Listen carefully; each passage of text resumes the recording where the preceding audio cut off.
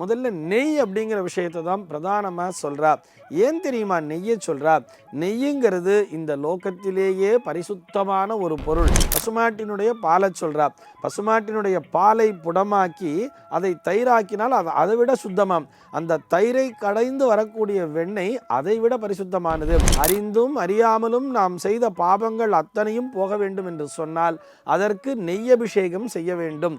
இந்த நெய் அபிஷேகம்னு சொன்ன உடனே நமக்கு சபரிமலை ஐயப்பன் ஞாபகம் வந்துடுது இல்லையா? பித்ருதோஷம் என்பது நீங்கும் சொல்றார்.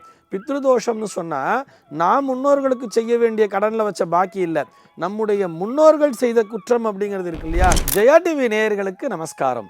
அர்த்தமுள்ள ஆன்மீகம் பகுதியில் உங்கள் அனைவரையும் சந்திப்பதில் மிக்க மகிழ்ச்சி. இன்னைக்கு நம்ம என்ன பார்க்க போறோம்னு சொன்னா, என்ன அபிஷேகத்திற்கு என்னென்ன விதமான பலன்கள் கிடைக்கும் அப்படிங்கிறது தான் பார்க்க போகிறோம். நமக்கு அபிஷேகம்னு சொன்ன உடனேயே பரமேஸ்வரனுடைய ஞாபகம் தன்னாலே வந்துவிடும். ஏன்னு சொன்னால் பரமேஸ்வரனைத்தான் அபிஷேக பிரியர் அப்படின்னு சொல்லுவார். அதாவது பரந்தாமனுக்கும் அபிஷேகங்கிறது உண்டு, மகாவிஷ்ணுக்கும் பெருமாளுக்கும் அபிஷேகங்கிறது உண்டு. அது திருமஞ்சனம் அப்படிங்கிற விஷயத்தில் சொல்லுவார். ஆனால் அதை விட நித்தியப்படி அபிஷேகம், தினந்தோறும் அபிஷேகம் அப்படின்னு சொன்னால் அது பரமேஸ்வரனுக்கு பிரதானமாக சொல்லி இருக்கிறார்கள். அதுவும் 6 கால பூஜை, 6 காலமுமே அபிஷேகம் பண்ணணும்னு சொல்கிறார்.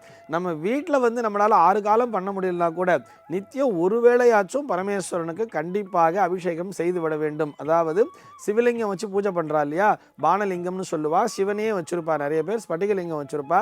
இதற்கு ஒரு வேளையாவது ஒரு சொட்டு ஜலம், அப்புறம் கொஞ்சம் பால், கொஞ்சம் மறுபடியும் ஜலத்தை விட்டு சந்தனம் வச்சு குங்குமம் வச்சிட வேண்டியது.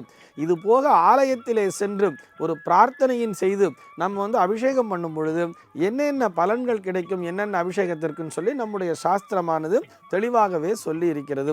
முதல்ல நெய் அப்படிங்கிற விஷயத்தை தான் பிரதானமாக சொல்கிறா. ஏன் தெரியுமா நெய்யை சொல்கிறா? நெய்யுங்கிறது இந்த லோகத்திலேயே பரிசுத்தமான ஒரு பொருள். அது கூட எப்படி இருக்க வேண்டும் என்று சொன்னால் பசு நெய்யாக இருக்க வேண்டும்னு சொல்கிறார். அதாவது பசுமாடுங்கிறதே சுத்தம் இல்லையா? பசுமாடினுடைய கழிவு அப்படின்னு வரும்பொழுது அந்த கோமயத்தையே ரொம்ப சுத்தமான ஒரு விஷயம் சொல்கிறோம்.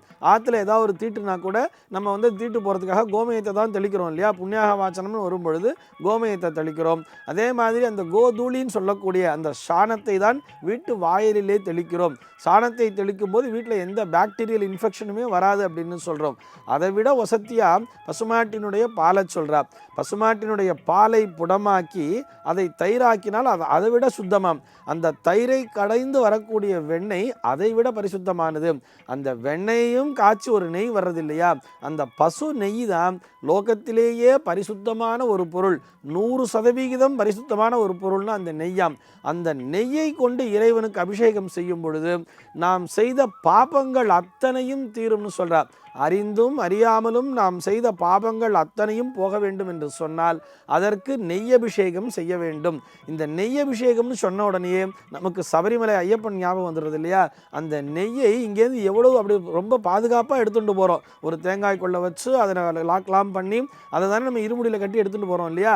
அந்த நெய் அபிஷேகம் செய்யும் பொழுது, இறைவனுக்கு நெய்யால் அபிஷேகம் செய்யும் பொழுது நாம் செய்த பாபங்கள் அத்தனையும் தீரும் அப்படின்னு சொல்கிறார். அடுத்தபடியாக பால் அபிஷேகம், அதுவும் பசும் பாலாகத்தான் இருக்க வேண்டும். இன்றைக்கி ப்ராக்டிக்கலாக நமக்கு அது கஷ்டமாக இருக்குது. நம்ம பாக்கெட் பால்லாம் வாங்கி யூஸ் பண்ணுறோம்.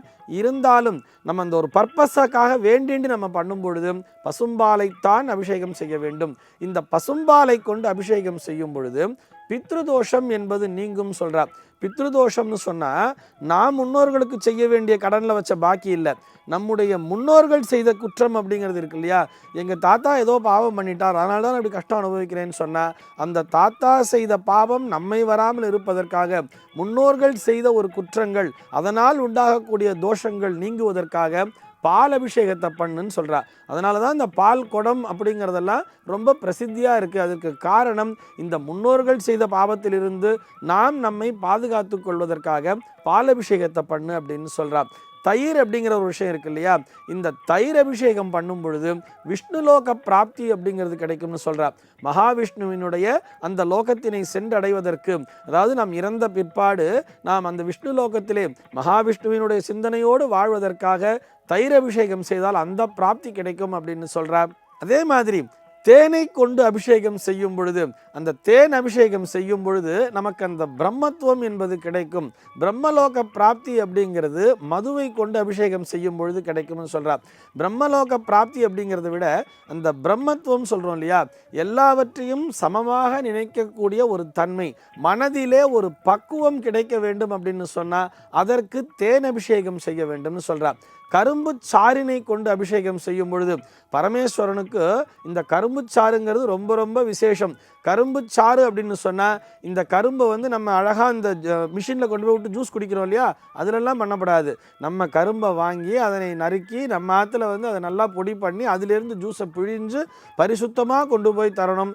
அந்த கரும்பு சாறினை அபிஷேகம் செய்யும் பொழுது குபேர சம்பத்து என்பது கிடைக்கும், எல்லா விதமான செல்வமும் கிடைக்கும்னு சொல்கிறா கரும்பு சாறிற்கு. இதைவிட அந்த பஞ்சாமிர்தம்னு ஒரு விஷயம் இருக்குது தெரியுமா, இந்த பஞ்சாமிர்தத்திலே வாழைப்பழத்தை தான் அதிகமாக யூஸ் பண்ணணும். இந்த பஞ்சாமிர்த அபிஷேகம் செய்யும் பொழுது நாம் மனதிலே எந்த பிரார்த்தனையை முன்வைத்து செய்கிறோமோ அது நமக்கு நிறைவேறி மனதிலே பரிபூர்ணமான சந்தோஷத்தினை தரும். அதுபோக என்றுமே நமக்கு பசி என்ற விஷயமே, அதாவது பசியினால் வாடுகின்ற தன்மை, நமக்கு நேரத்துக்கு சாப்பாடு கிடைக்காம கஷ்டப்படுறாங்க இல்லையா, அவர்களுக்கு இந்த பஞ்சாமிர்த அபிஷேகம் என்பது அவர்களுடைய வயிறை சரியான நேரத்திலே நிறைய செய்யும். இதில் முக்கியமாக இன்னொரு அபிஷேகம் அப்படிங்கிறது இருக்குது, புஷ்பாபிஷேகம் அப்படிங்கிற ஒரு விஷயம் இருக்குது. இந்த புஷ்பாபிஷேகம் யார் தெரியுமா பண்ணணும்? தலைமை பதவி வேணும்னு ஆசைப்படுறா பாருங்க.